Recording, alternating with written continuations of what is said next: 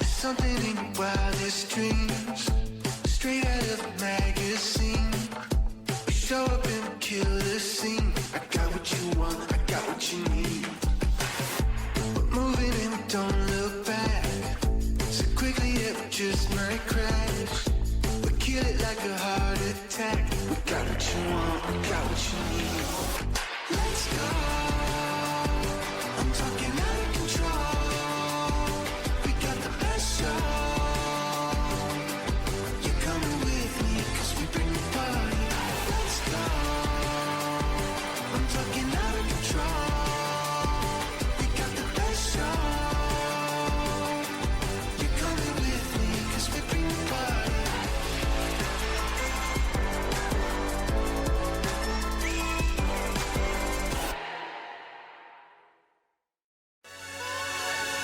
All right.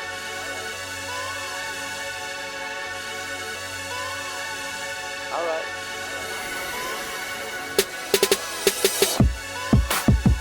All right. Welcome to the Backyard Brawl podcast. We are your one-stop shop for inside information on the Mac. I am Todd Worley, and with me today is Memphis Spence. Hey. We've got monster week in the Mac this week. We've got a great show on tap for you today. We're going to be taking it, as you can imagine, we're going to be taking a deep dive into the heavyweight showdown at the Glass Bowl between the Miami Redhawks and the Toledo Rockets. And later in the show, we're going to be discussing some point spreads, some different action that you might want to take on this week's games. So our Backyard Brawl Overtime subscribers already know that 3 of the 5 bets that I said I liked last week, they hit.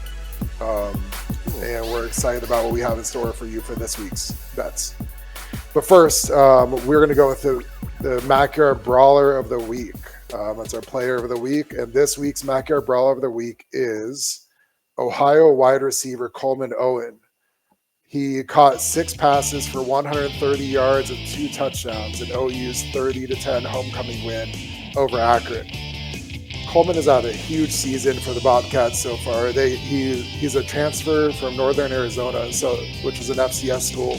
And you think about the job that OU's staff did to evaluate, identify, pursue, and recruit him to get him on campus, and then to get him up to speed so quickly. He's had a huge season so far, and have to give a ton of credit to the OU staff for landing him out of the portal. Then obviously a ton of credit to Coleman on having such a great season so far and such a big game against Akron in the MAC opener for the Bobcats. Yeah, Todd, I don't know how they actually found that guy. He looks like he's already up to speed from game 1. So, how he figured out the playbook or how they deciphered the playbook to him and how him and his quarterback have been connecting so many times that it looks natural. Big up for this guy. Big up for Coleman. He's doing a great job. One of the best transfers in terms of wide receivers out there right now. He is, and you look at that's so hard to do. He had a huge game against Syracuse in the season opener for Ohio, and to immediately and Parker Navarro is the first year starter at QB, and so to come out of the gates with that chemistry and with him having a full understanding of everything, that really shows a lot about OU's coaching staff and about Coleman Owen's football IQ to pick up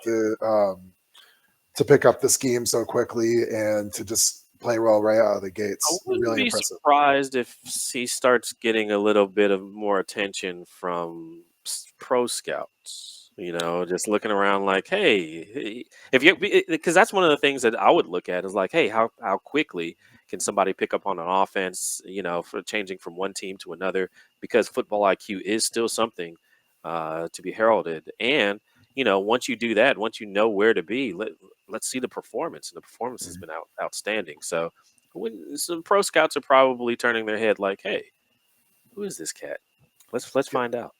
I mean, for sure, he's going to have at least one scout from every team in the league is going to take a close look at him. When you're that productive at any level, scouts are going to take a look at you. And then, yes, when you're thinking about his FBI, he's going to check that box immediately. And so,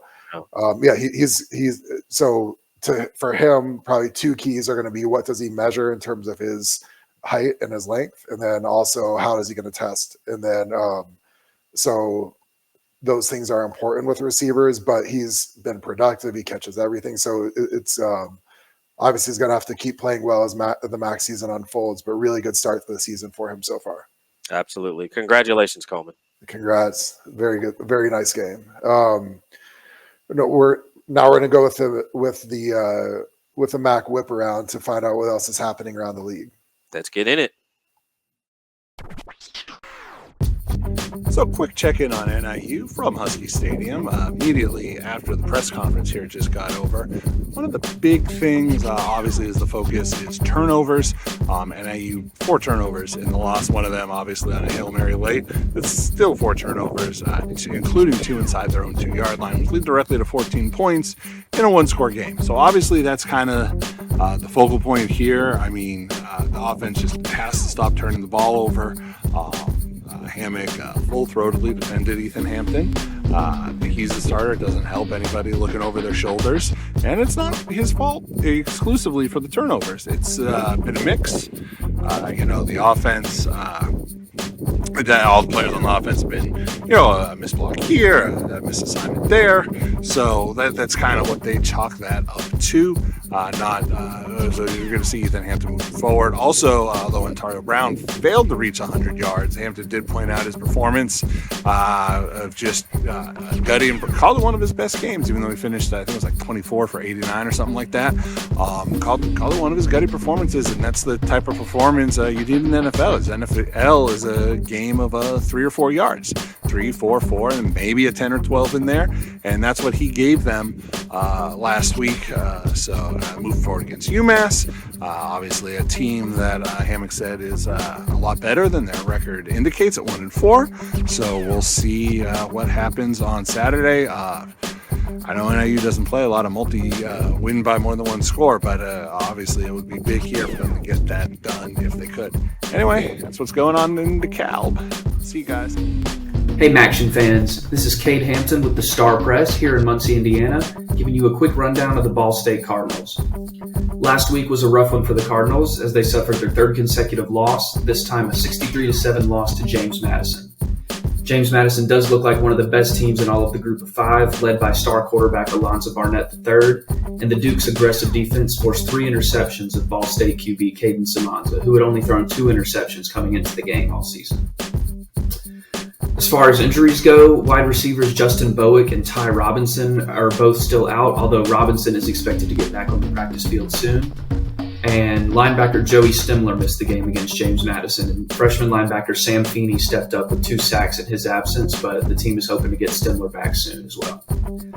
This week, the Cardinals will return home after playing 3 consecutive games on the road, and they will host Western Michigan for their 2nd MAC game. It is Western Michigan's 1st MAC game. Both teams enter the game at 1-3, so they'll be looking to get a big win and get their seasons back on track.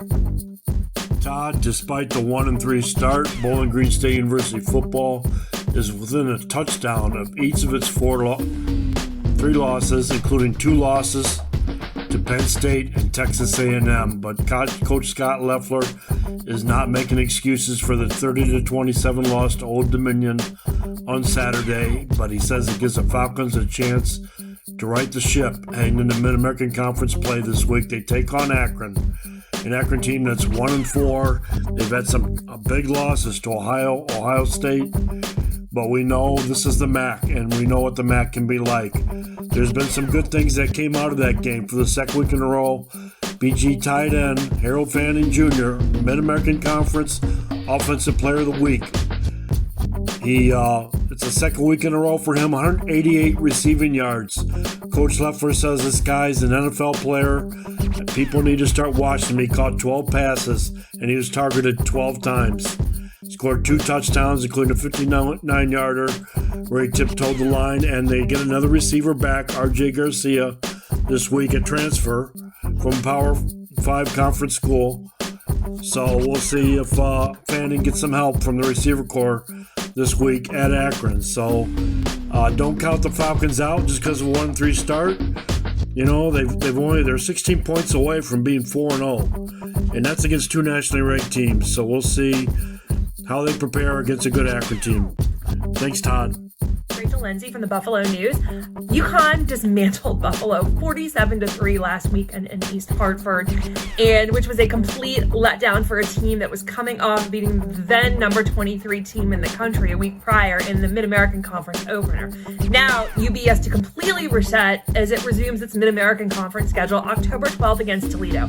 The bye week comes at a good time for the Bulls. It's imperative that UB has to find offensive consistency. We're more than a month into the season, and the offense cannot be a work in progress anymore. It has to have an identity.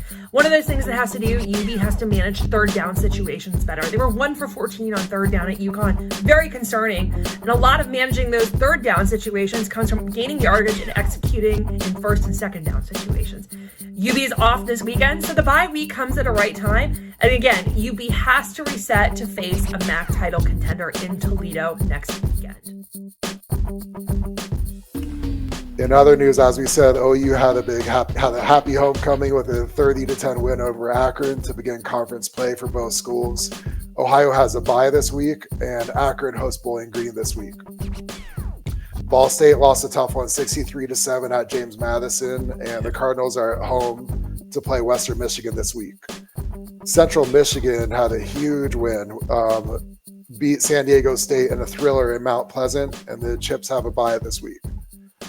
Western Michigan lost a close one at Marshall, 27-20, and the Broncos travel to Ball State to begin conference play this week.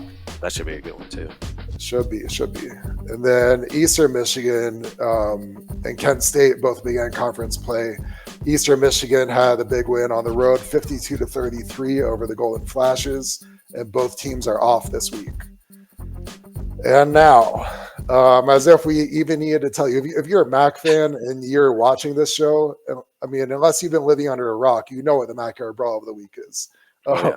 We shouldn't even need to tell you, but just in case, it is the Miami Redhawks at Toledo Rockets. Monster game for both teams as they open up conference play. You look at what happened last year, that game in Oxford, Toledo gets out to the big lead. Miami comes back and just runs out of the time, so Toledo ekes out of there with a win.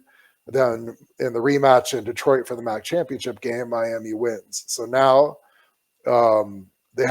these two schools haven't played in a long time until last year, and now they split last year, and now there's a big one this week in the Glass Bowl. Miami just eked out its first win of the season with an overtime win at home against UMass, and Toledo was just on a bye following a heartbreaking loss at Western Kentucky. We're going to go in depth on this one here. First up, we've got Kyle Rowland from the Toledo Blade. So looking into this matchup with the Redhawks, if you go back, obviously they played twice last year. There was a regular season game down in Oxford, then the MAC championship game in Detroit. And then, so the first half of the game in Oxford, Toledo, really outplayed Miami. That second half was when Miami wasn't able to come back and win, but they still gained some traction, then won the game in Detroit. So for the last, 6 quarters or so, Miami has kind of outplayed Toledo when they played against each other. Two totally different teams now this year, though, obviously. What have the Redhawks said, what have the Rockets been saying about how they think that this year is going to be different and heading into this week's game? Yeah, I mean, it's amazing how, these teams went like 13 or 14 years without playing each other, and now this will be the third time in 13 games they've played each other. So quite the difference. I think a lot of the secrets are just out. When you play a team that frequently, even if some of the players are different, in general, the schemes are similar. Both coaching staffs are pretty much intact. So I don't think there's a huge amount of mysteries surrounding, the opponent for each team. But certainly like losing the MAC title game, it hurt Toledo last year. They want to kind of get back at Miami for that.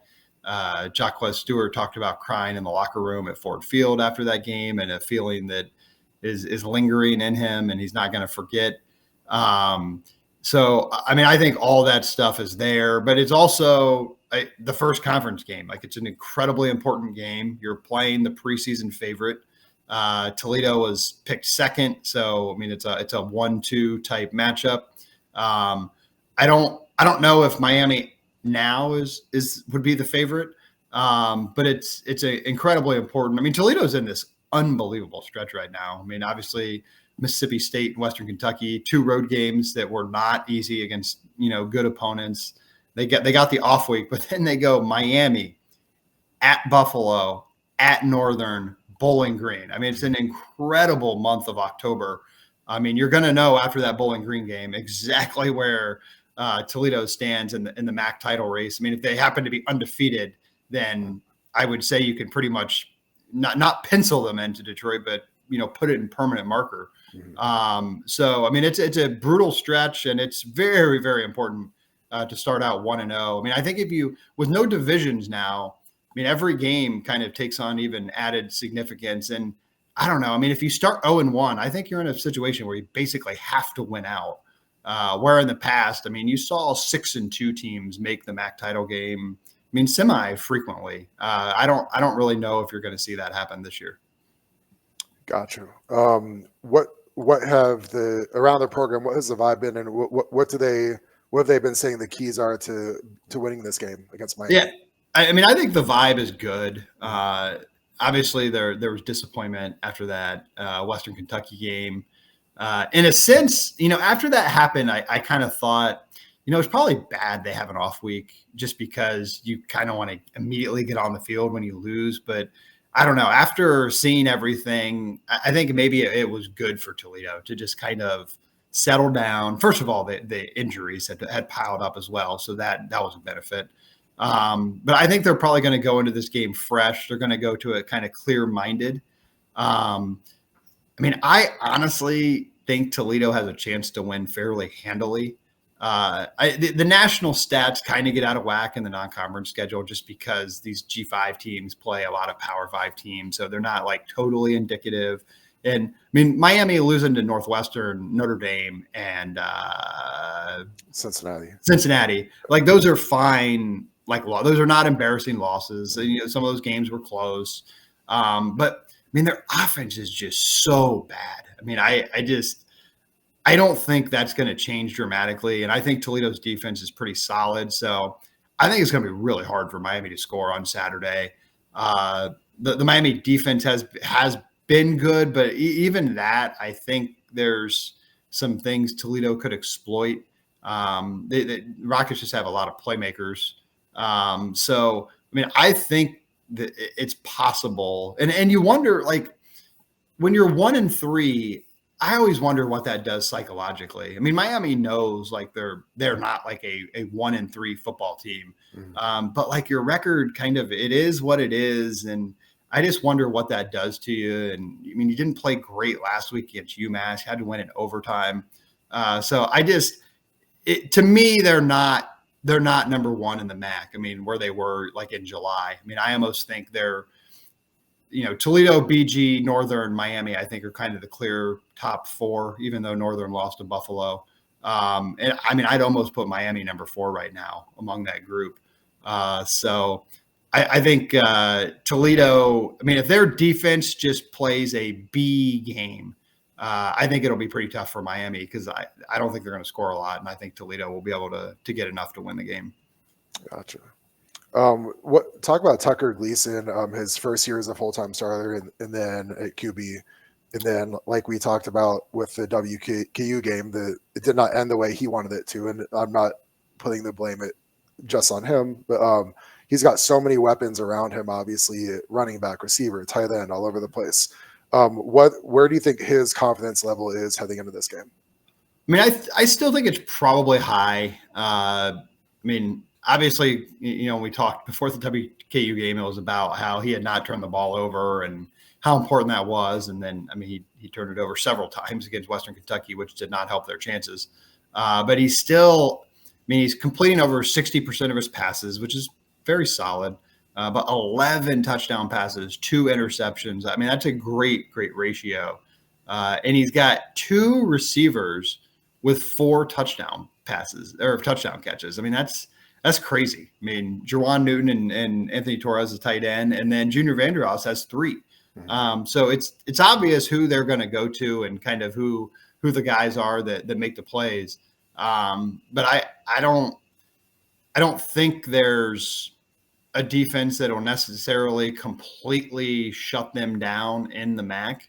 I just think they have enough weapons. The thing you wonder about is what happens if their run game, if they have 22 carries for like 54 yards in some game, and then it's just all on Gleason in the passing game. Like, how do you respond to that?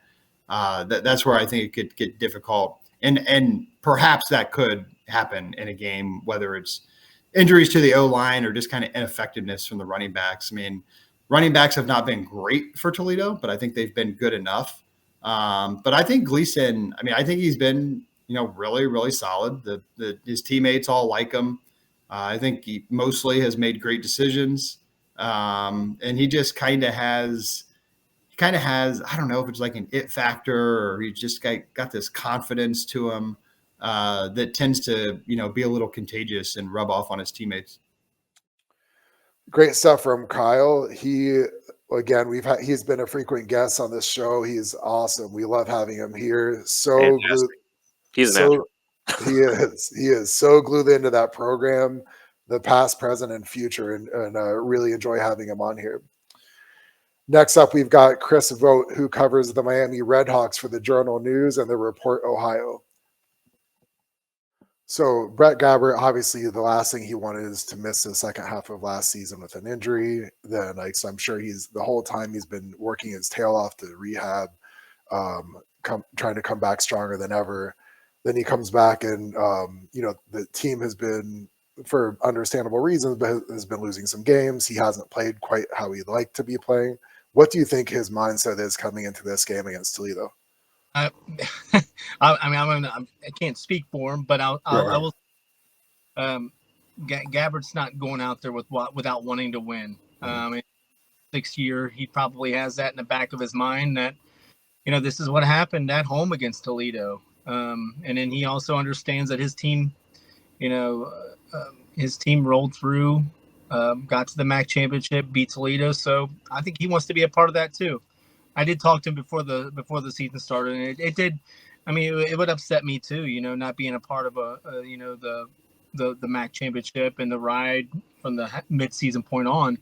I think Gabbert's going to be excited for this one. It's almost like a new opportunity for him, and actually, I would think a new day to play football each week is a new opportunity for him. But I think he's looking forward to this. And, like I said, I'm not going to speak for him, but just by what he's told me in the past with preseason talks, he's going to be happy to be a part of this one. That makes sense. Okay. And so looking forward to the game up in Toledo this week.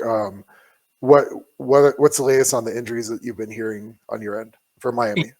Yeah, I think the two biggest ones you got to worry about is Colby. Colby did go down. Colby Borders, offensive lineman for Miami, but he hobbled off. He said it was as an ankle.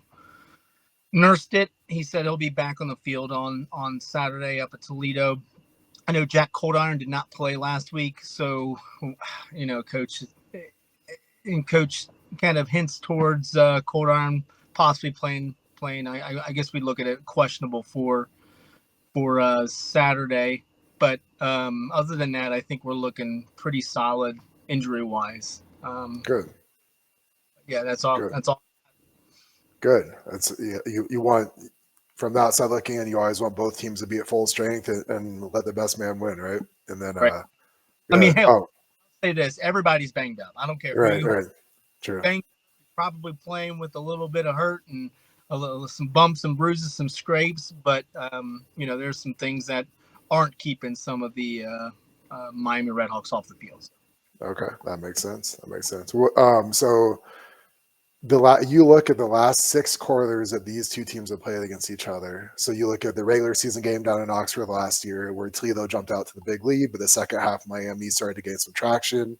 Kind of that ended up running out of the time though, and then you look at the MAC championship game in Detroit. So that the last 6 quarters, Miami's outplayed Toledo when they played against them. What do you think? Does that kind of give the players some extra confidence heading into this week, knowing that, man, like we've matched up against these guys, and a lot of them are the same players on both sides of the ball? Oh yeah, without a doubt. And I even think you can say that when you're going into close to halftime against Notre Dame. I mean, you're up 3-0, and then boom, you're heading into halftime 14-3. So yeah, you're gonna see some motivation there. I mean, Miami was in with Toledo, like you said, in the regular season contest in Oxford, and then they're able to take care of business in the MAC championship. So yeah, it's doable. I think Martin did say that, hey, the stars didn't align for us with the schedule playing Toledo first game of MAC play, but he said, I don't know how that turned out, but how that happened, but you can't change that now. There's no changing it. So I think Miami's going to be excited about it. There's no mindset that'll change that excitement going into this one. So let's just say that. And you're right. Having the 6 quarters on Miami's side, the last 2 games that they played them, for sure, that's going to be beneficial. But you always look forward to this one rather than harping on the past. Of course. What do you see as the keys to Miami pulling out the win this week? Miami's got to continue to get better on offense. That's number one. I think you got to look at what your weaknesses are. And I know Miami's trying to figure out some things to do with the ball on offense. Defense, keep playing the same way. Eliminate some of those big plays, and you should be okay. And then special teams, keep doing that. Rely on Dom. Let Dom unleash his boots. I think Miami's been getting in really good field position in terms of their punt returns and kick returns. So I don't think that's a big deal there. But I will say this, and I can't harp it enough, man. Offense has to step up if they want to. Again, really good stuff from Chris. Just like Kyle, Chris is so glued into the Red Hawks program. And I was at the Cincinnati at Miami game with Chris, and we were walking around on the field in pregame and in the postgame. Is that why he's the mayor? Exactly. So if they were to elect a mayor of Yager Stadium, where the Red Hawks play, I think Chris wins in a landslide. That guy knows. He's very well connected there and very well liked, and for good reason. He's a really good guy, really good reporter, and Red Hawks fans, you're lucky to have him. It's funny, Todd. I was, when we were queuing this thing up, I was like, I saw the background, and I was like, is he going to jail? What's going on? Are you doing this report from a squad car? And I just started laughing or whatnot. But he's always so gracious with his time, and he brings so much depth to his reporting or whatnot and covering that team. He's invaluable to this program.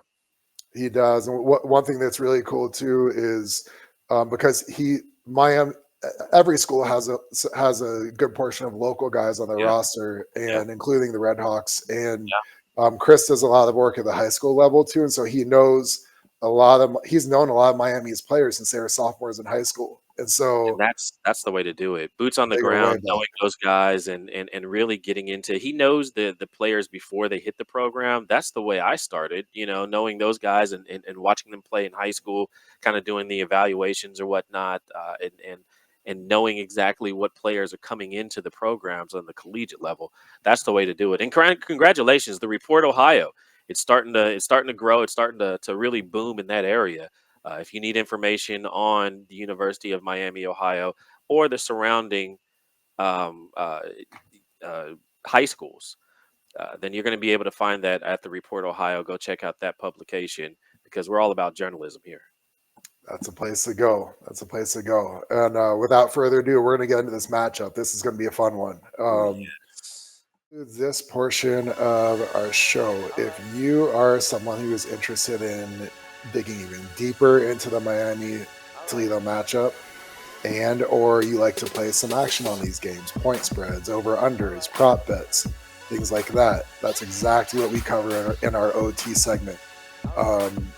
You see the QR code on the screen, click that, get in on the inside, and you'll know the ins and outs of this matchup, and you'll be able to get some bets that we like and hopefully make a little money. That's right, Todd. As a matter of fact, guys, listen, this is the QR code. Scan it, get in there. It's not that much to actually subscribe and get all of this information. You will win more than you're spending to support the show. Even if you just wanted to support the show, you can do it here. Just scan that QR code, become a member of the Brawlers Club, and you get to interact with us on a personal level, ask us questions.